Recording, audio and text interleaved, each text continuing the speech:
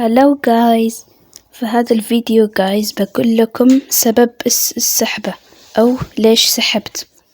أول شيء في الخميس والجمعة السبت والأحد، هذول 4 أيام كنت في خالي، وخالي ما عندهم نت، عشان هيك سحبت.